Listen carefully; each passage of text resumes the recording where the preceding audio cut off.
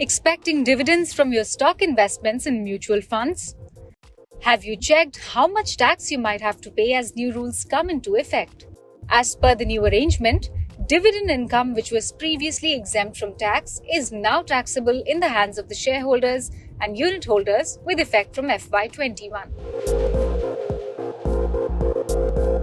Dividend income is paid out of the company's earnings and profits to the shareholders and unit holders. Mutual funds are also required by law to pass on any dividend received from their investments to their shareholders. For the past several years, Indian listed companies and mutual funds which declared, distributed or paid dividends were required to pay the dividend distribution tax, also known as DDT. The DDT was lower than the highest payable by individual taxpayers at 15% applicable surcharge and cess. However, from FY17, resident individuals with more than 10 lakh of dividend income from domestic companies were liable to tax at 10% on such dividends.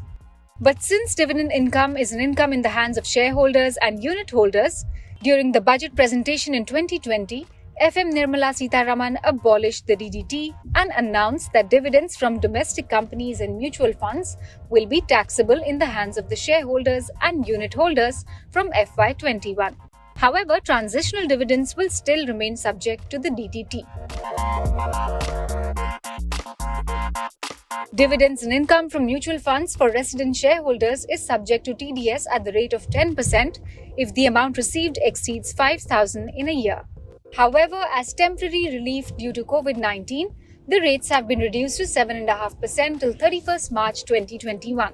For non-resident shareholders, tax is withheld at the rate of 20%, subject to the Double Tax Avoidance Agreement (DTAA) if available.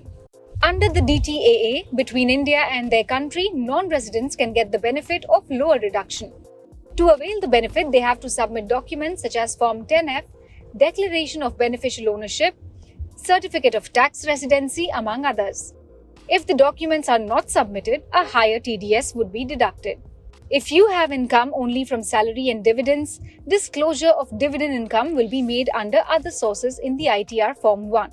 Even if the TDS has not been deducted as the amount received is less than 5,000, dividend income must be disclosed in your ITR. If your income is in the form of capital gains, which is from sale or redemption of shares, you will have to disclose your dividend income in ITR Form 2. Remember, the last day to file the income tax returns has been extended from July 31st to September 30th, 2021 due to the COVID pandemic. So you still have time to relook your income for the financial year ending 31st March 2021 and declare your dividend income, if any.